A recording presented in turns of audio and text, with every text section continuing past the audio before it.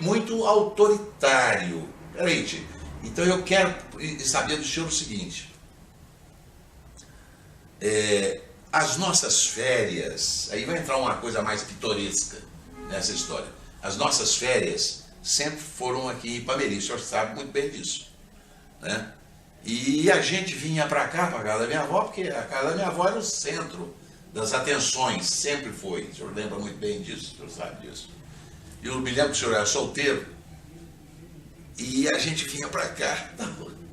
E quando a gente ia almoçar, a minha avó botava o almoço na mesa, aí sentava lá, uns 7, 8, 9 netos, todo mundo sentava. Aí nós sentávamos para comer, se alguém falava qualquer coisa, eu era expulso da mesa. Então o senhor expulsava a gente da mesa. Por que era daquele jeito? Como é que é isso? Eu não tenho muita certeza. Eu não tenho muita certeza disso que você está falando. Não era tão assim, tão veemente Era muito estressado. como você quer. O que acontece é que naquela ocasião, quer dizer, a partir de 1952, que eu vim para cá, eu estava preparando a começar a inaugurar um hospital que funciona até hoje. Que naquele tempo chamava-se Associação Hospitalar de Amparo à Maternidade e à Infância de Ipameri. Era um hospital mais ou menos público, do qual eu era a maior autoridade. Quem fez o hospital era o Davi Kozak. Ele fez 2 pavilhões, mas ele era mais político, e era mais obstetra, mais parteiro. Então delegou a mim a responsabilidade de atender praticamente a medicina de um modo geral, porque ele era prefeito e eu era cirurgião e radiologista. Eu atendia radiologia. Radiologia eu aprendi sozinho, porque nem tinha professor. A radiologia eu aprendi, comprei uns livros daquela época, que eram os livros mais badalados da história da radiologia no mundo inteiro, que chamava Shinzi. Eram 2 volumes. Shinzi. Esse Shinzi é ainda citado como sendo um dos melhores livros de radiologia daquela época. Muito bem. E eu acabei, como era o aparelho, o maior aparelho que tinha em toda essa região da Estrada de Ferro, até Goiânia. Lá em Goiânia já existia coisa melhor, naturalmente. Mas essa cidade de Estrada de Ferro por aqui, todo mundo corria aqui para Ipameri, até Catalão. Corria para Ipameri e eu fazia a radiografia. Não só radiografia, mas já no princípio, quem fazia cirurgia aqui, além do nosso hospital, era o Hugo Frota, que era um cidadão brilhante, que é o dono do Hospital São Francisco. Ele e a mulher dele. A mulher dele era anestesista dele, então ele abria. Eu não tinha anestesia. A mulher dele era anestesista de profissão.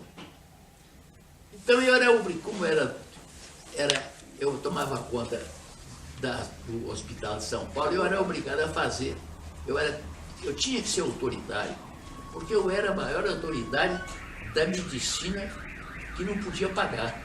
Porque o Hospital do Hugo Frota era um hospital particular, o Hospital da Associação Hospitalar era um hospital mais ou menos público. Certo. Então eu adquiri essa necessidade de ser autoritário. Certo. Então deixa eu fazer agora uma pergunta que nós já estamos... Você me acabou de relatar que eu operei de apendicite. Eu fiquei sabendo um dia desses, pela Maria Heloísa, que eu também a operei. Eu não sabia, eu tinha esquecido. Ah, é? Pois é. Então, tio, deixa eu fazer uma pergunta. Nós todos temos uma referência na vida. E o que eu notei aqui no seu depoimento, que continua, é que houve realmente uma abnegação importantíssima da família, principalmente dos irmãos, na formação dos outros. Quer dizer, houve uma participação efetiva na formação dos outros. Mas o que se sabe, o que se ouve, entendeu? É que o Bourchier foi uma pessoa extremamente importante na sua vida? Ah, não tem dúvida. O Murchede foi o segundo pai que eu tive. Depois que eu me formei, eu convivia com o Murchede. O Murchede, de uma certa forma, quase que nós éramos dependentes um do outro. Porque ele não era capaz de viajar para Araguari, para Uberlândia, para Goiânia, se não me levasse junto. Era sempre um companheiro dele. Mesmo depois de formar. E quando, antes de formar, eu já era ajudante dele, depois que ele me ajudou a me formar, eu continuando trabalhando com ele. Tanto que a porção de participações comerciais que o Burst fez, eu entrei, às vezes, como sócio. Com o Murchede, uma ocasião, ele comprou, tinha um fabricante de manteiga, porque o Murchede trabalhava em manteiga, tinha um fabricante de manteiga em Pires do Rio, chamava-se... Odônio. Hein? Odônio. Não.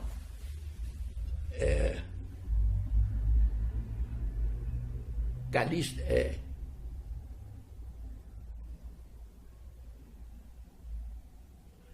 Calixto Rassi, um troço assim.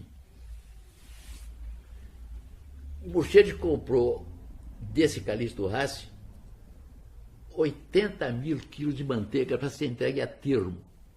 Desses 80 mil quilos de manteiga, ele chamou e falou: você tem algum dinheiro? Eu falei: eu tenho um resto aqui, acho que uns 20 mil reais, 20 contos de reais. O Miguel falou: eu tenho 30.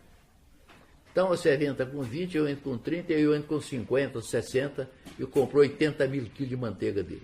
Essa manteiga nunca foi entregue. Caramba. Para entregar essa manteiga, o que é que eles fizeram? Esse dinheiro que eles receberam, eles não aplicaram em manteiga, não. Passaram por Naim Rassi.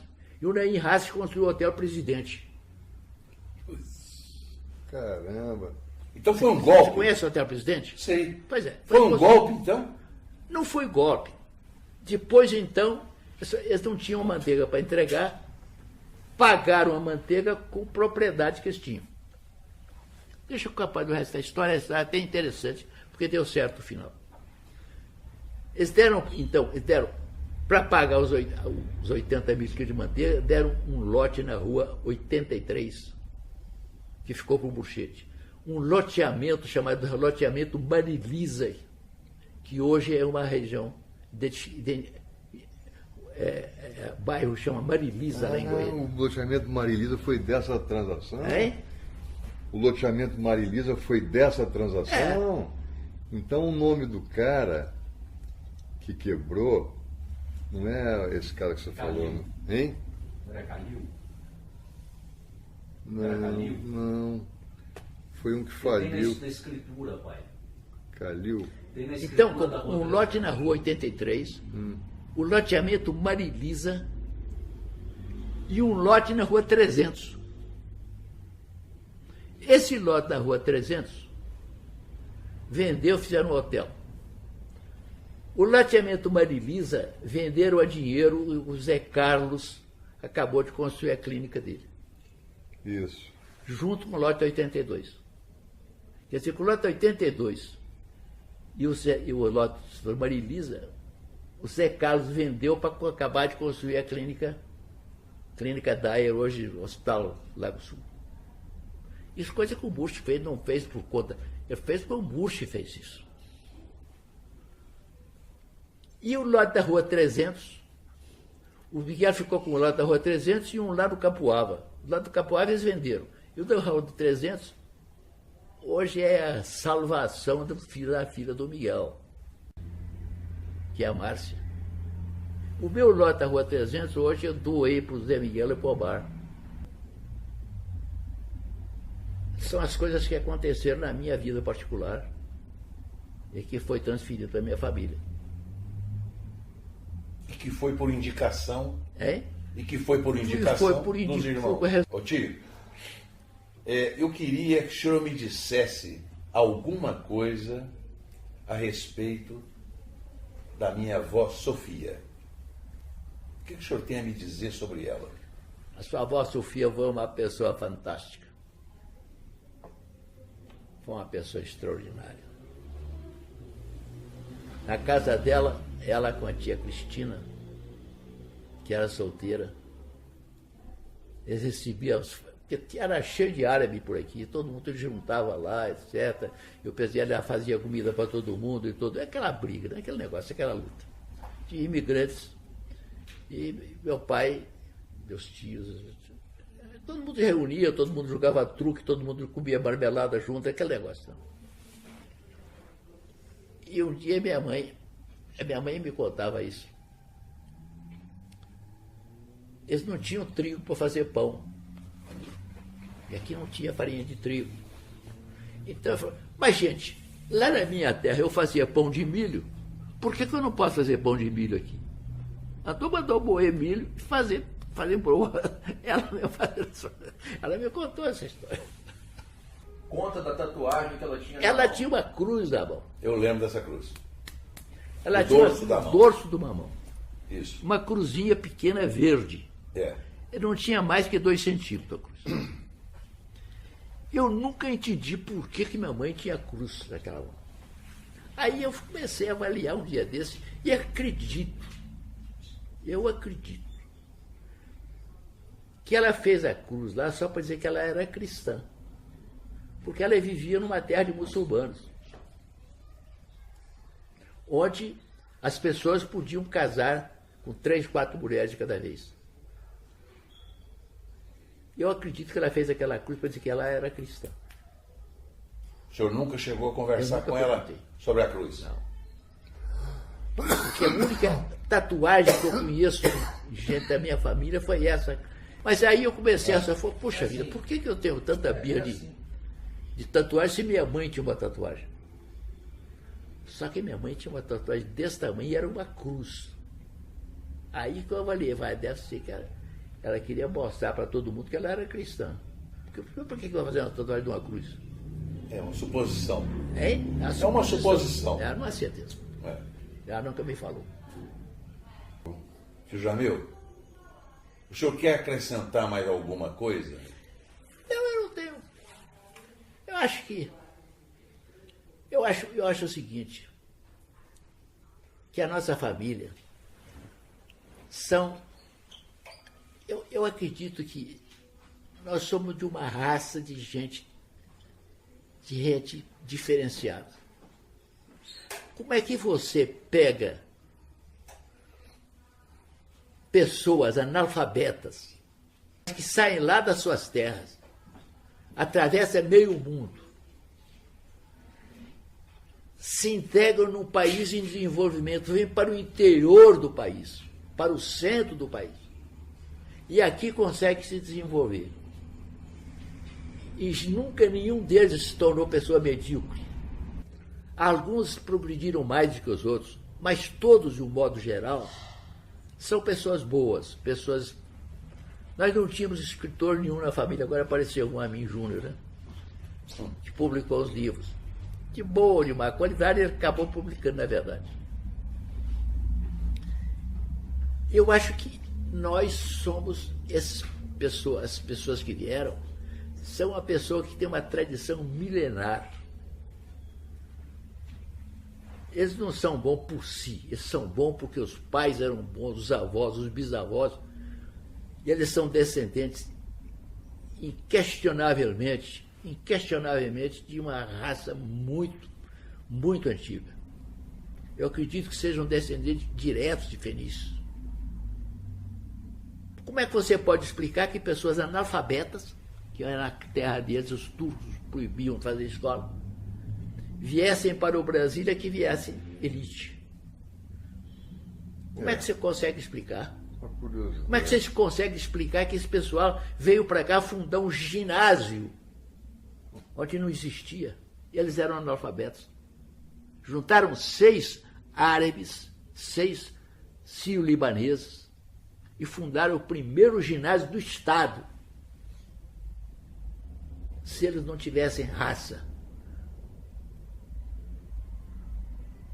Eu acho que isso diferencia. Por que os outros não fizeram? Aí juntou uma porção de outros, Falei, não, os turcos fizeram o ginásio, por que nós não podemos fazer? Tentaram fazer o outro, não deu certo. Porque o outro que eles tentaram fazer, tal do ginásio Dom Vital, que era de padre, tinha que pagar, então ninguém não foi lá. Né? Os turcos fizeram, então nós vamos fazer um também. Você calcula. Fazer porque os turcos fizeram. E hoje está lá para os juízes. Você vai lá que eu te mostro. Mas o ginásio que eles tentaram fazer. Ruínas, né? Hein? Ruínas, né? Não, hoje funciona lá um colégio lá. É aquele perto da rodoviária? É? É o perto da rodoviária, nova? É perto da rodoviária. É. Encostado. É o Colégio Dom Vital. Ah, certo. É um colégio lá. Tentaram fazer para combater o colégio dos turcos. Não era porque era um ginásio, não. Como é que os turcos fizeram e nós não vamos fazer desse jeito? E você pode olhar lá no ginásio, tem um quadro de homenagem aos diretores, aos fundadores. Está lá 6 turcos, dos quais tinham vários, os 4 ou 5 são daia. A história é história edificante. Mas é isso mesmo. Ô, Tijamil, então nós vamos encerrar a gravação e eu queria agradecer, né, a boa vontade que o senhor teve em narrar para a gente esses aspectos que nós consideramos importantes dessa família, porque o objetivo era esse, né, trazer uma história em cima dessa família, da família, quando eu falo família, é a família da minha avó Sofia, do meu avô Zé Miguel e os irmãos, o senhor e os seus irmãos e a sua irmã. É isso que, logicamente, com a participação dos outros, seus tios, suas tias, a bravura desse povo, né? Eu queria só lembrar o seguinte, é que nessa formação de vocês, essas dificuldades todas que vocês enfrentaram, o senhor para formar em medicina, o ASP para formar em medicina e o AMIN para formar em medicina, né? E se nós formos agora fazer um levantamento dessa família, do que originou desse pessoal que vocês, né, nos precederam, né, nós hoje somos mais de 50 médicos. Eu estou falando de medicina, eu não estou falando de advocacia, de engenheiros, que tem todos esses, e arquitetos na família. Mas nós somos hoje mais de 50 médicos, espalhados aí para Goiânia, Ipameri, Brasília, São Paulo, Rio de Janeiro. O senhor sabia disso? Não, eu sei outro pormenor. Direto da...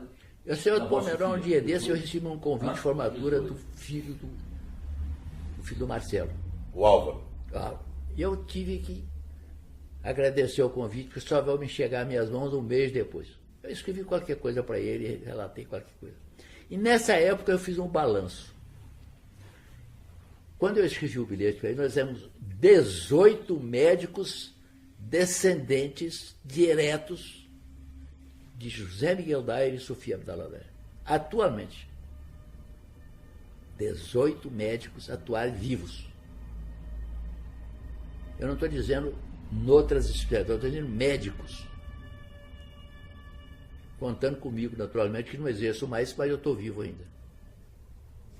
E o Álvaro é o último. Eu tenho a impressão que se você partir do princípio, se você entender que esses 18 médicos são netos ou bisnetos de um casal de analfabetos, é realmente uma grandíssima proeza, você não acha? Fantástico. Podemos encerrar? Bem, fica à sua vontade. O que me deu muita tristeza em toda essa época é ver meu pai morrer praticamente de fome. Porque a doença, nessa época que ele morreu, 1939, a terapêutica não tinha ainda evoluído para os biorrelaxantes que hoje existem. os neuroplégicos.